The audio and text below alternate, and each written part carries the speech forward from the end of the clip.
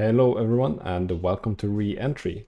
In this video we are going to perform a full lunar entry procedure.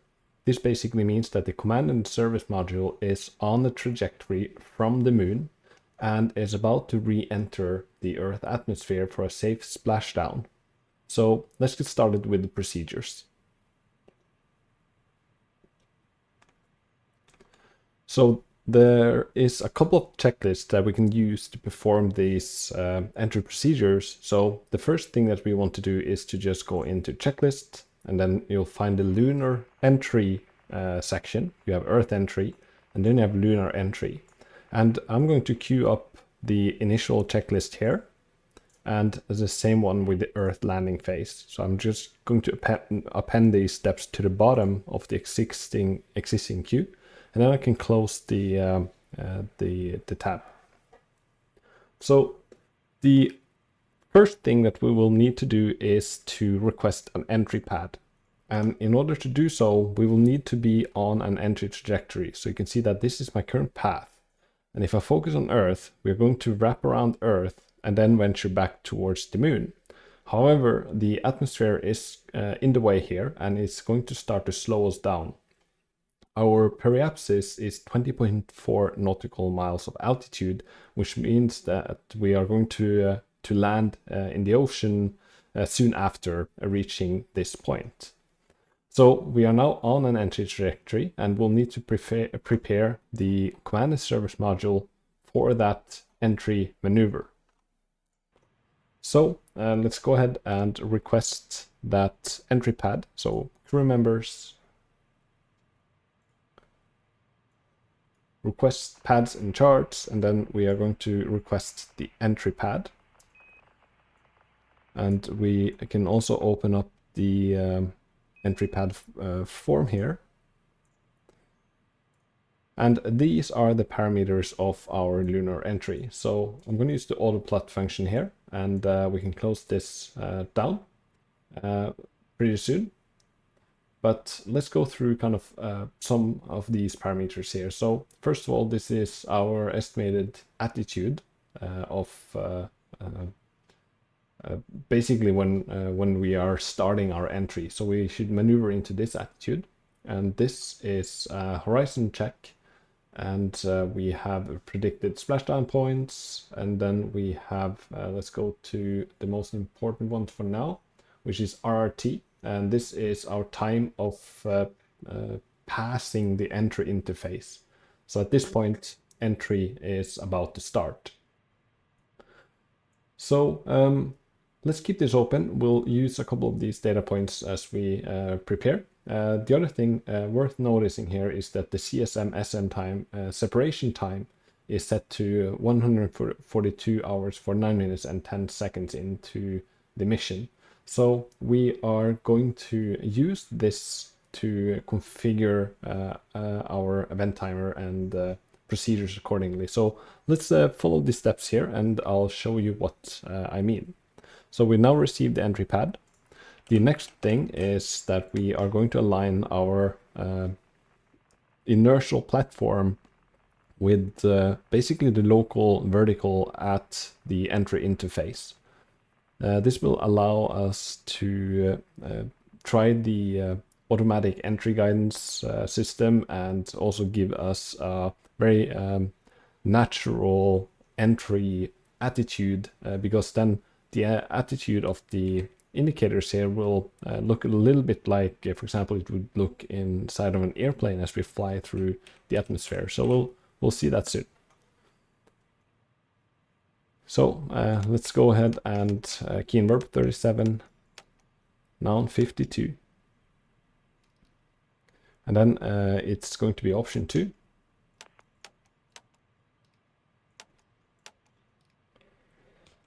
And proceed. And then let's just verify that this is set to inertial and the ordeal is set to off. We're not going to use the ordeal for entry. And then we are going to use verb 25 to set the time we want to align this with, and that the RRT here. So 143, 143. 4,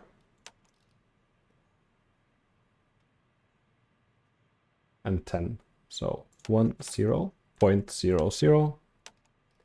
So this is now 143 hours, 4 minutes, and 10 seconds into the mission. We are then going to align the attitude with the local vertical at this timestamp. So then let's proceed and proceed. The next important thing is to align the GDC with the IMU. So for this, I'm using the simplify method. So at set is set to IMU, and then basically hit GDC align and hold it there. And now the backup platform is equal to the primary platform. And this is very important because it's the backup platform that actually drives this lift vector needle. So we'll take a look at that soon. Next, let's set up the event timer. The event timer is controlled down here. So the first thing is that I'm going to set it to stop and then reset it. So let's verify 000, and then we are going to set it to 5959, and the direction should be down. So I'm going to hit it, this one down, and then 5959. So 1, 2, 3, 4, 5. 1, 2, 3, 4, 5. That's 50-50. And then 1, 2, 3, 4, 5, 6, 7, 8, 9. 1, 2, 3, 4, 5, 6, 7, 8, 9. 59-59. And it stopped. So when the time to separation is 1 hour, then we'll start the event timer. And this is set to 142, 49, 10. And now we are at 141, 46. So basically in a couple of minutes. So then let's go ahead and use time scale to start the event timer. So 49, 10.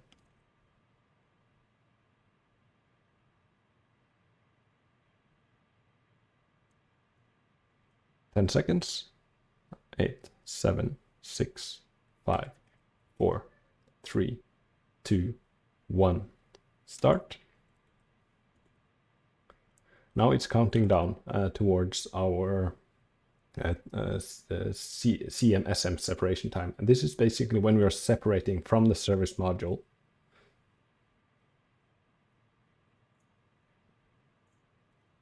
Okay, we'll go through a couple of these procedures, and for this I'm going to toggle the seats. And now I don't need this one anymore.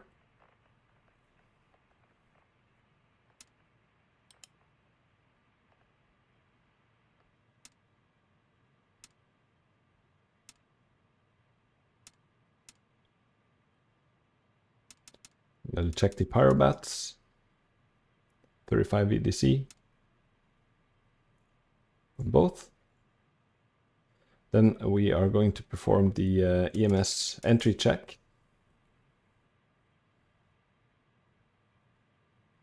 Test 1, wait 5 seconds. And then set it to normal, and then wait 10 seconds.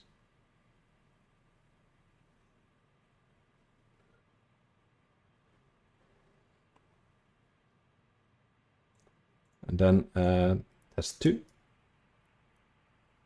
Test 2 will illuminate the light here. There we go. Test 3. And this test is going to keep this light on, and then the RC light here will be on. There we go. Then we'll use the range set to 58.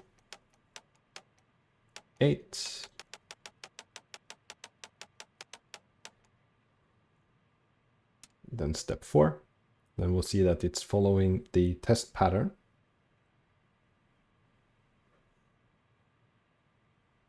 It should stop close to 0. There we go. And it's normal that this doesn't stop exactly at 0.0 like it did now. 0.5G light on. We follow the pattern.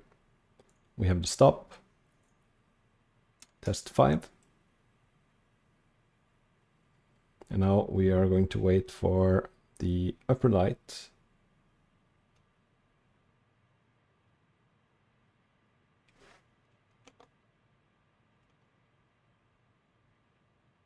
There we go.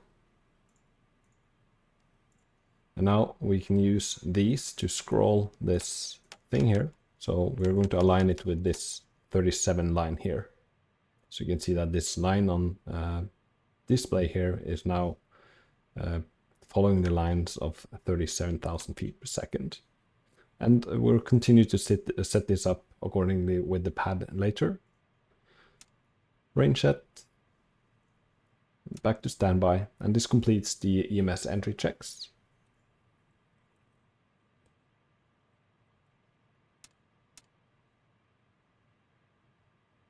The next thing we want to do is to go through the temperatures of the jets.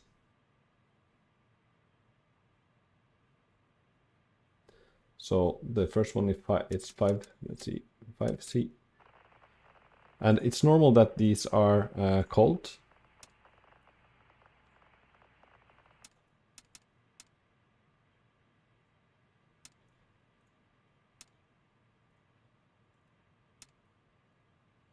And we're looking at the voltage here, so this means that the temperatures of the RCS jets are now very cold, and we'll need to use the heaters, and you'll just use them anyways as you perform these procedures when you're playing the game.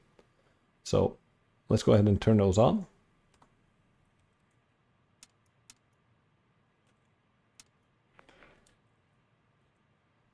There we go. And now it's going to be on for 20 minutes.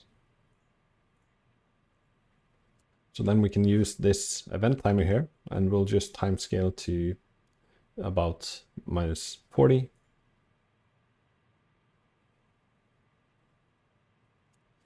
There we go. Now we can turn off the heaters. You can see that there's some voltage here on this voltmeter, which shows the temperatures.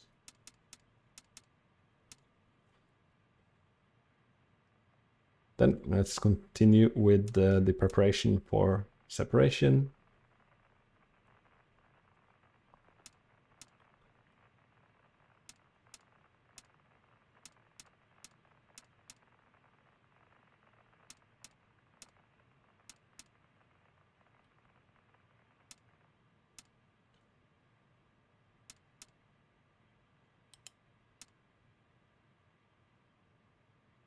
Now we're looking at the RCS indicators here.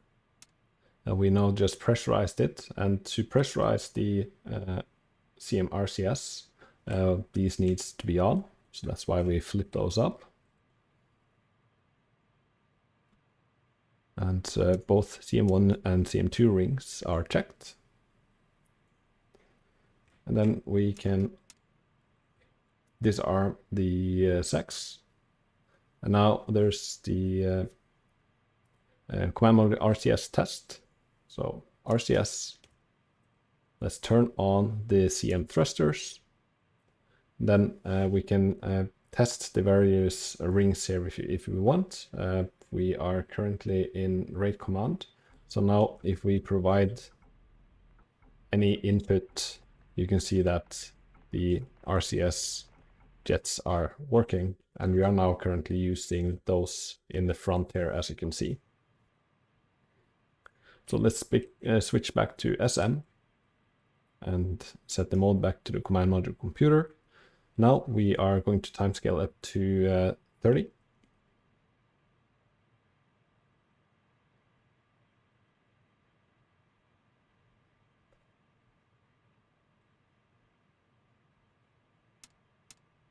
Rewind.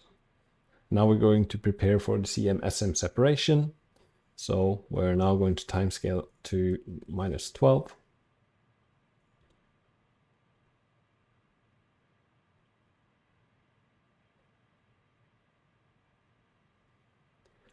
And then we are going to tie the main bus switches. So this connects the batteries to the main bus, battery A and battery B.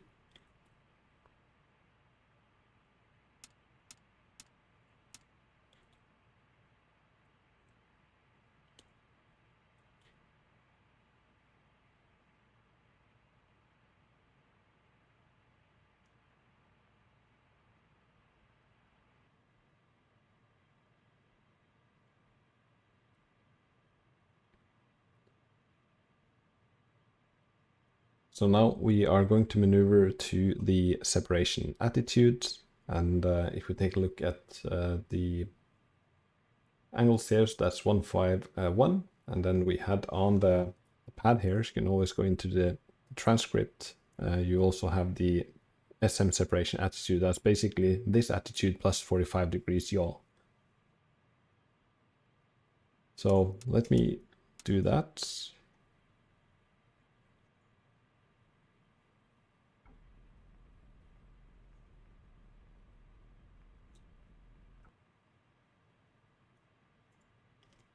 Just use timescale.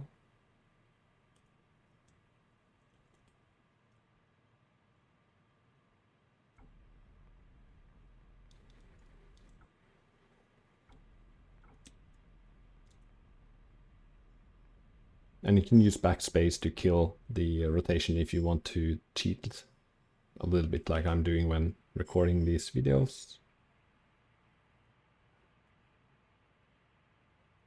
And you can use auto maneuvering for this one as well if you want to.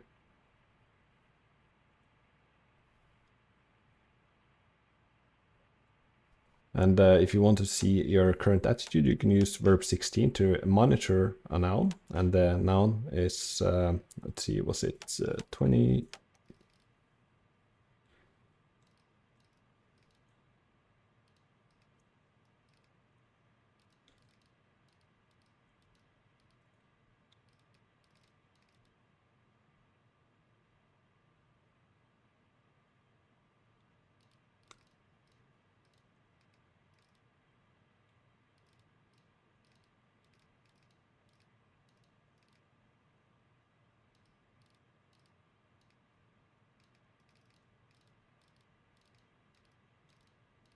Then it was 45.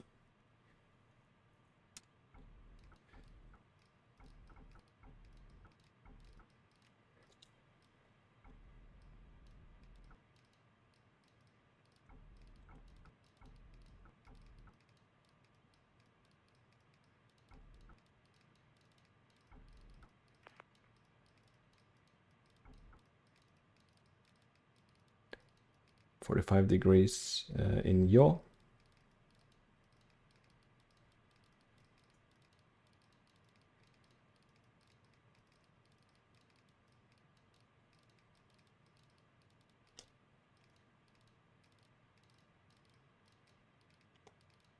There we go. And this is basically the separation attitude.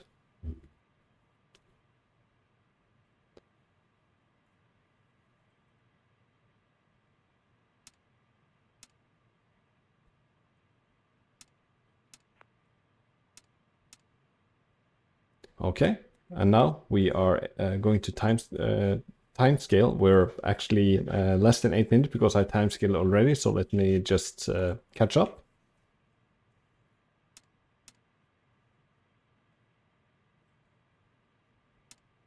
Fuel cell pumps.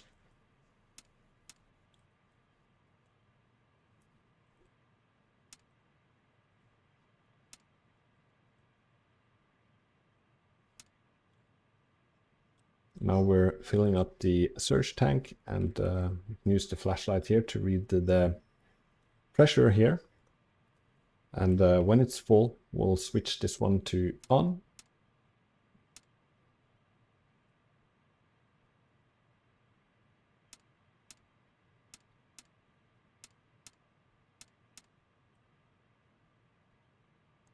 And now we are preparing for the separation.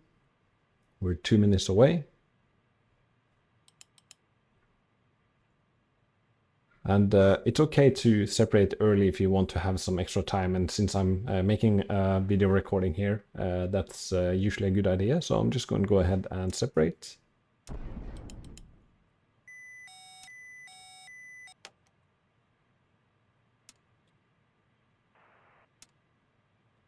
Then we should maneuver to entry attitudes.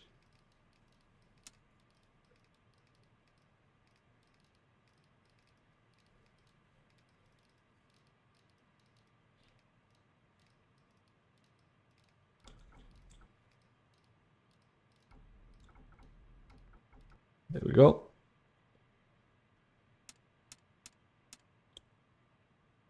And now we are going to prepare for the entry. So now we are going to run burp 37. Let's change program into program 61.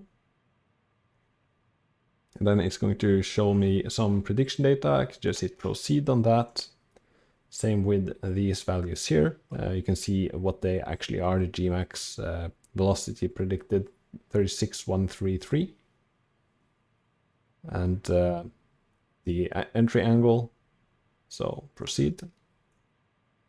And proceed on the last one pretty soon. Let's continue. So we have Artigo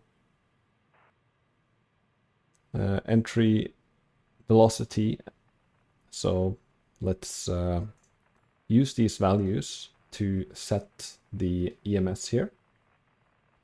So range indicator.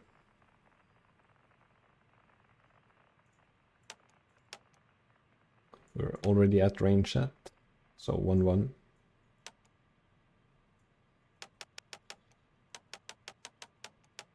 Something like that. And then entry velocity, that's 36215. It's to around there. And then switch it to entry. Then we can proceed from program 61. Next, we can see that program 61 calls program 62. Verify program 62, yes. Then we are having a step request CMSM SEP. This has already been done according to the procedures. So proceed. And we're going to start with heads down attitude.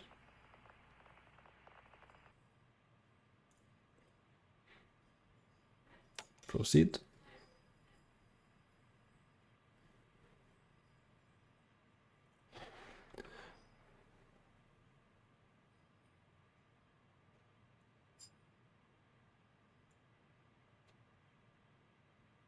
So we're at entry attitude, and then we can switch into normal.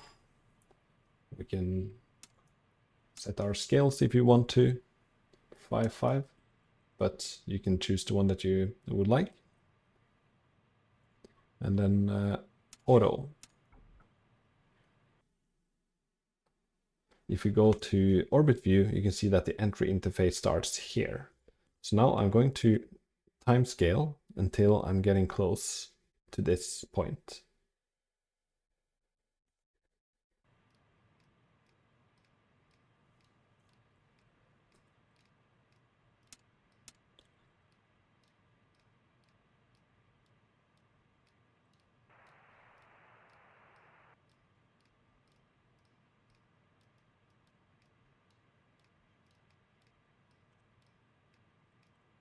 And we're at program 64, so then on. I can see that the EMS is now starting to count down.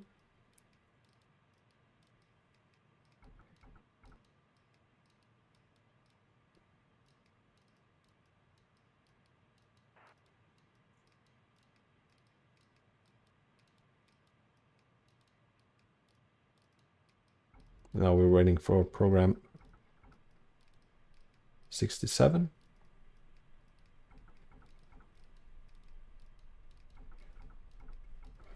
And now you can see that the G-forces are building up and our velocity is slowing down.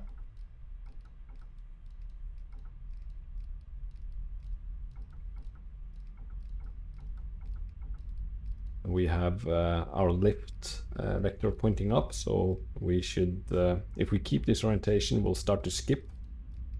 This is the autopilot flying everything. So I'm not maneuvering here. So let's see how all of that works, and be prepared to take over if needed to.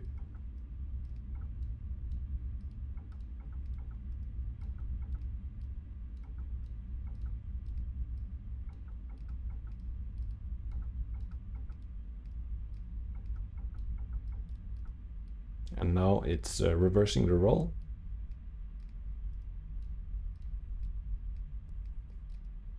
And this will then allow us to use the atmosphere outside us to start pushing us down. So we're now going to increase our vertical velocity downwards towards Earth to kind of re-enter the atmosphere in the more denser area. We've crossed the 25,500 feet per second line here, which is an important milestone, because at this point it means that as long as we get captured again, we will not be able to skip out of the atmosphere again for this entire entry. And at this point, it should then start to reverse the roll again pretty soon. If not, be prepared to take over.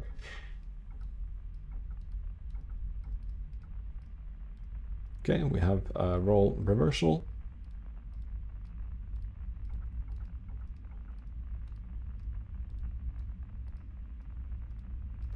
And that will then start to reduce our vertical velocity again and make us stay longer in the upper part of the atmosphere to avoid going too fast into the most dense area, which will lead to a catastrophic issue where the g-forces will be too strong.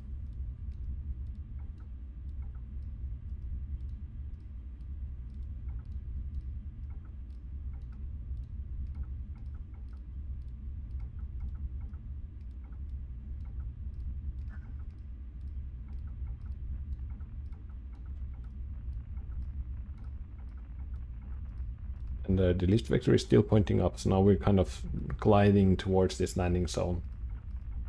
And the initial part of this development for the automatic entry guidance is to try and make you survive. And then eventually, once I have that 100% stable, I can continue to iterate and tune this to allow it to take you closer to this zone here. And the main part of controlling this is that you keep the lift vector upwards earlier in the entry, but avoid trying to skip out, of course. So there's this gradient zone here that can be used to allow you to venture longer in the upper part of the atmosphere, but without actually skipping out.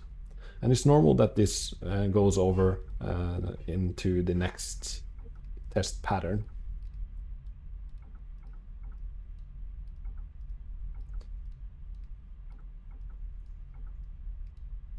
Now we're going to pay attention to the altimeter.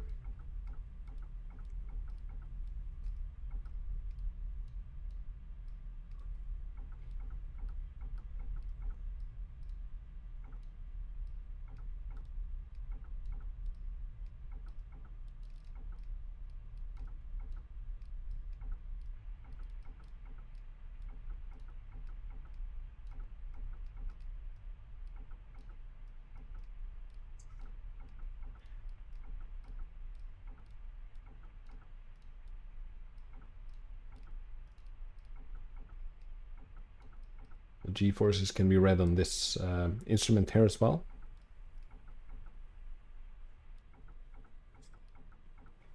Okay. Standby. Off. Then we're getting into the landing phase here. This is the most important one, and that is to make sure that the chutes are allowed to deploy. So make sure that these are on and that these two switches are off.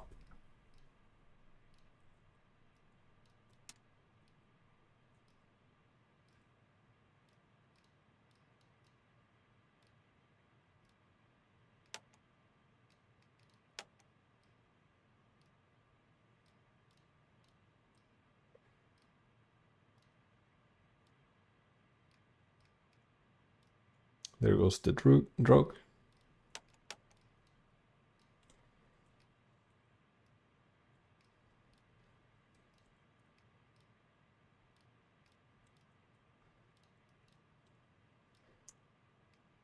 can see them out the window here. We have the two nice, again, good looking drogue chutes.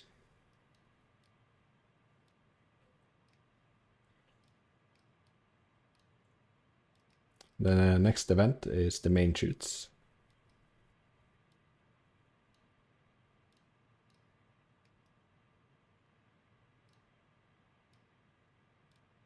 So we're at 10K, and then we'll wait for the chutes to deploy.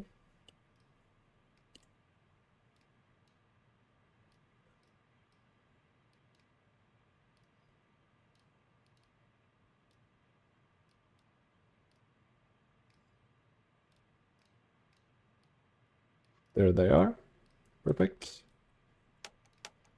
And then it's all about just wrapping up the checklist and starting to prepare for the various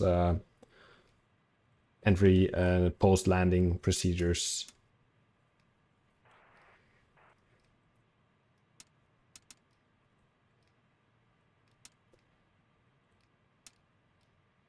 This is basically to close the vent valves. Then make sure we have the dump of the propellants. Quantity CM1 and 2 is all 0. And then we can open up the valves again.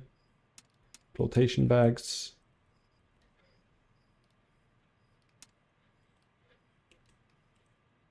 Post-landing.